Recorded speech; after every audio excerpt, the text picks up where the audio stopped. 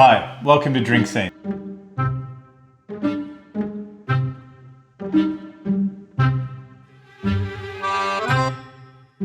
I'm Adam. I'm Stephen. Today we're going... Yeah,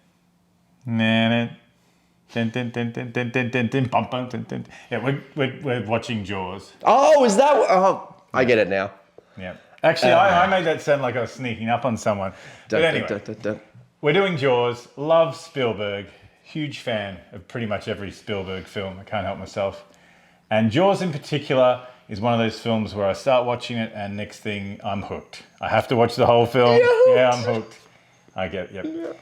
Oh, no, you did. I didn't say it. Yes, you did. I have to watch the whole film, start to end. But today we're only going to be picking one particular scene. And I hope that links with a tasty beverage. And that's the whole point of this whole show. We want to get a beverage, a scene, fusion. Fusion, Yeah. That's right. Yeah. And now, a feature presentation. Jaws is a 1975 American thriller directed by Steven Spielberg. When a great white shark terrorizes the beach town of Amity Island, Police Chief Martin Brody, along with a marine biologist and a shark hunter, set out to stop it. Despite pressure to keep the beaches open, they face a dangerous mission.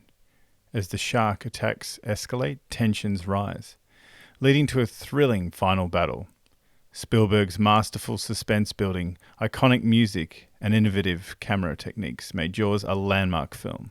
It popularized the summer blockbuster and solidified Spielberg's reputation. Regarded as one of the greatest and most influential movies ever made, Jaws remains a classic in cinema history. Now let's get to the drink. So we're going to match this scene with, you guessed it, that amber liquid, delicious beer. Beer. So this one's a Coors variety. It's an American beer, pretty pale, and apologies for my terrible pour before. I can do better next time. I think it's time for a drink. So we've got Jaws, we've got the scene, and we've got the beer. Do you want to tell us about why you chose the scene, first of all? Look, I know a lot of people choose the classic scene in Jaws, which is at the start with the lass in the water, but I've picked this one because it really shows the three major characters in this film and how they're interacting together. And who are they? Well, we've got Robert Shaw, the actor, who is Quinn, the character. We've got Richard Dreyfuss, who is Hooper. And we've got Rod Schneider, who's Brody, the copper. So, Roy Schneider. Oh, is it right? Did I say Rob? Rob Schneider is the male gigolo. Yeah, right. Yeah. Yes. Okay. Yeah. Total apologies. Famous male gigolo. And why the beer? So set up the scene. Tell me why the beer. Well, the beer. So I'm more laughing at Rob Schneider, like of all the people, he's the worst. Anyway, I've picked a beer because there is a scene here where it's all about being an alpha male, and it's all about being an alpha male who drinks beer. My beer, my beautiful beer. It's not an Aussie beer. We've got a American beer, which is pretty cool because when it's cold enough, the Rocky Mountains are in blue. So that's how you know it's cold. It's gonna. So, I've got no idea. How do I know if it's cold? Oh, no. Yeah, it's cold enough. Don't you worry. Yeah. So we're gonna watch this scene. I hope the drink goes well with it. So how do you want us to drink it for this one? I don't want to tell you right now how we're going to drink it. Let's open it first. Let's get that beautiful sound. Actually, yeah, we did a bad job at that. No, that's how I do every beer I have. Scream. Yeah. Okay, so here we go. We're going to watch Jaws. Not the whole thing, just this scene. Pillow. Modesty pillow. Yeah, got a modesty cushions ready to go. Can relax.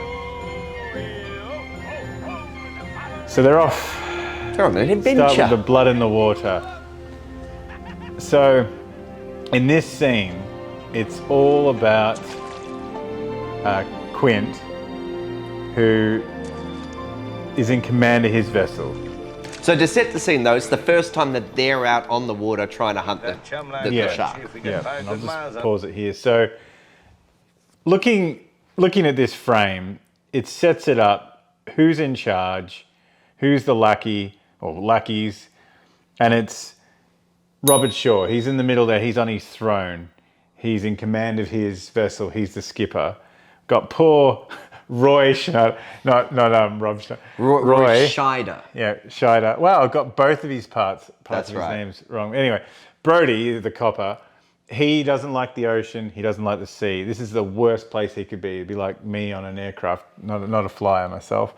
So he's got the chum bucket throwing guts and blood into the water. We've got Robert Shaw's just slouched back. He owns the place. He should have a modesty cushion. He should get a modesty cushion. And this is his lounge room. This is where he likes to relax. He's on the open water. And then we've got poor Hooper in the background with his gizmos and science. Yeah, so I think that sets the scene about what the characters are up to and how they relate, who's in charge, who's struggling, and who's in a bit of competition with, well, there's a bit of tension. And here's an interesting fact that on the actual set, Robert Shaw and Richard Dreyfuss didn't like each other, and that tension you can see on screen, I think, is real. There's no acting there. The Robert Shaw is, down to earth kind of guy, so he was a bit affronted by Richard Dreyfuss as a human being. As a human being. Well, there you go. Yeah. Who's driving this boat? Nobody. Tide. One time I got a 16-footer off Montauk. Had to stick 2 barrels in him. 2 to wear him down and bring him up. War stories. Nowadays, Yeah. these kids, they take out everything. Radar, Armchair sonar, General. Oh, that's here. right. electric toothbrushes. Oh, and he's opened the beer. This is all about the alpha male. We've got, look at him looking at the beer, all grimaced down, and it's deliberate. It's deliberate here that we've got Hooper in the background watching him on his throne, about to have his beverage, because there's a bit of a gag later. But we'll watch the man. He was a professional alcoholic. I think he You died. got paid for it? That's Yeah, fantastic. pretty much. No, here's another interesting thing on the movie that there's a very famous scene which I'd love to do another time when they're all swapping war stories, scar stories about how How they got their cigars. how they got the scars. And the first time I think they did the take, Spielberg said action. Robert Shaw was a bit too into character and was drunk off his face. Couldn't run the scene, couldn't get his lines right, was just awful. And then he sobered up, and the next day he came into work and he just nailed the scene in one take. But I don't know. Everyone's like, "Oh, good on you, man!" But couldn't he have just been professional in the first place? But anyway, And then they go through later, oh, gee, the drunk take, it was better. yeah. So, look, it's one of those things where, he was. He can only act well when he's drunk. Yeah, he must, like when playing pool, he probably just has to have 5 beers in and he's ready to go. That's right. So let's watch him. Christ. Hey, See Chief, what he does. let's drop another chum marker. He's putting that down. Yeah. All right, so we'll pause it there. Now, I think this Cheers. giving us a sign on what to do. We're going to have to be a bit of a Let's see quint here. who the alpha male is between All right, us. Ready? 3, 2, 1.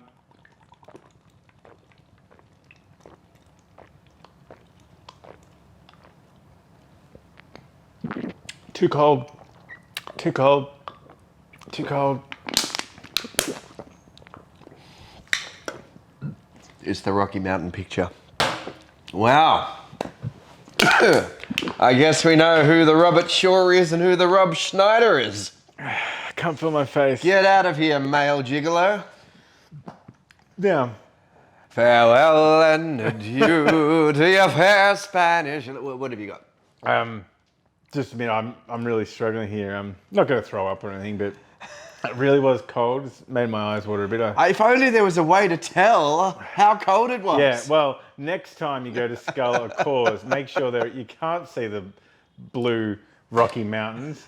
Unless you're an alpha male, Yeah. Captain Quint, manly man You must in your have armchair. insulated, esophagus or something. That's what they used to call me in high Yeah. school. Old inso esophagus. Oh, hello. Yeah. We've got a doggy. Oh, just leave Chewy. But There you go. So that's- Oh, he's even got some foam on his lip. Look at that. Yeah, I so- didn't have that. yeah, you get rid of foam on a mustache. Delicious. But I do think you got a lot of it on you now. Well, now I do. Now you do. But if you're at home and you're watching this, feel free to go to the fridge and grab a beer. If they're watching it by this time, they're already 6 beers deep anyway. You don't have to tell them twice. It's fine. Okay. Let's keep going. Let's keep going. So he's a big man.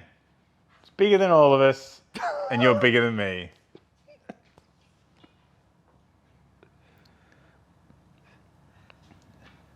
And you show him. Yeah, Richard that's you. Dreyfuss. That's yeah, you. that's me. I'm the Richard Dreyfuss. I'm the science guy who can crush a paper cup. Oh. So now the hierarchy falls apart. You can see they're arguing in the background, but Quint, he's just steady in his lounge chair. He's the dad watching the kids fight. Well, yeah, it's this whole scene is about conflict between characters. He's Captain Science nerd, super tense.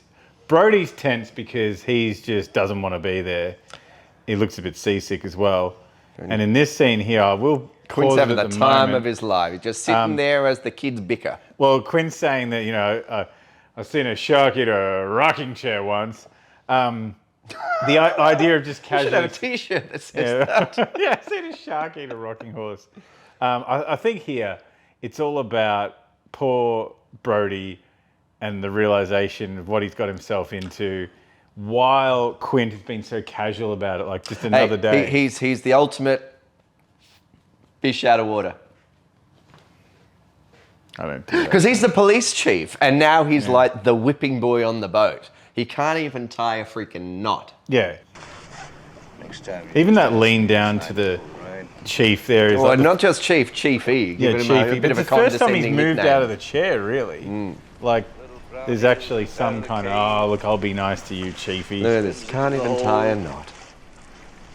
Comes out of the hole, goes back into the cave again. Oh, see, he's now taken on a bit of a parenting It's role. father-son here, even though But look at this. Brody looks older than him. He's but looking up at Hooper. He's the odd one out. He's Look at me with my son. He's the boy he doesn't like. Yeah, my other useless son. The one that went off to college. Now here, this is great. So this is the first moment the reel's moving. Spielberg's doing a great low-angle shot here. It's very tense. It is tense. The line. No, stop it. No, we're not going to do that. But just some great acting. Like, there's no words needed here. It's just looking out to the water, looking at the reel, and He's not we're as relaxed anymore. Well, yeah, he's not as relaxed anymore. It's the first time we see him going in a bit like soldier mode, hunting mode, and T-shirt. yeah. So he's getting ready in the game fishing harness. Like that, look out to the sea there, would be to the line. He looks like he could kill a man. Yeah, even just like if I move really slowly, like there's less of a Well, chance. this is the thing. They're really, I mean, and this is how you build tension, I suppose. Like, you wouldn't have many shots of somebody clipping a lanyard on or whatever it's called. Well, and you're right, and even just that he does all this methodically and slowly. If he did all that fast, it would ruin that tension. Hey! Yeah, he's got And look who comes to ruin the tension. bam, Right. and then off goes the reel. So we'll stop it there because, you know, all the sound picks up and That's when it gets a bit adventurous. it's hunting time. And then stuff happens. Stuff happens. A lot of stuff happens.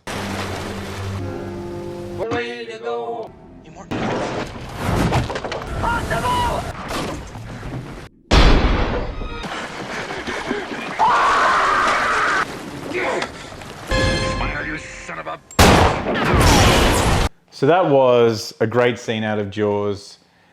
Love my Spielberg, great director, and this is the film that really made him super famous. And I love that scene, even though most people would pick other scenes. That scene to me just shows the three main characters and how they don't get along at the very start. It was good, and the framing of it, framing the three, and there was always different variations of framing three people that tell a story, and that's the wonderful thing about it, especially those kind of old films where the way it was framed says so much about their relationships to each other. Yeah. And then you've got things like, I'm going to show you that I'm the boss by drinking a beer quickly. Yeah. And I think we prove that as well. Yeah, well, you're Big Man Jackson. Big Man Jackson and Male Gigolo. What did you think of of the cause. Beer. No, yeah. I didn't really taste it, to be completely honest. And I suppose I guess just when you felt get to pain. be when you get to be professionally alcoholic, as in being paid to be an alcoholic, you don't want to taste it anymore. No. You just want to prove It's you're a about the man. percentage of alcohol in it, which, I don't think this. Oh no, it's relatively high. But look, it's an American beer. It's not that tasty. It was just like, I just felt cold pain down my neck. Yeah.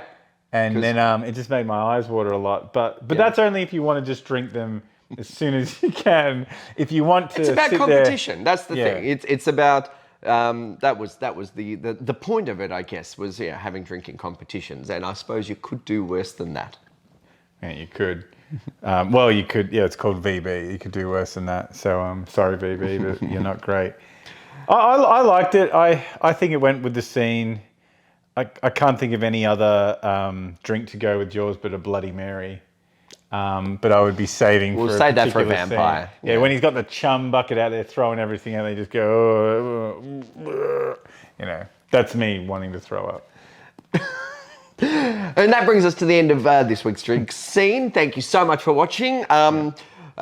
We put out videos time and time again when we can be bothered. So please like and subscribe, and we'll get some more out to you. And if you can, in the comments, write a scene that you like and maybe a drink that might match it, or some suggestions, or whatever you'd like. If you have a favourite movie, put it down. If you have a favourite drink, put it down. We'll work it out. A good start with a drink. Try and work out what scene would that fit with.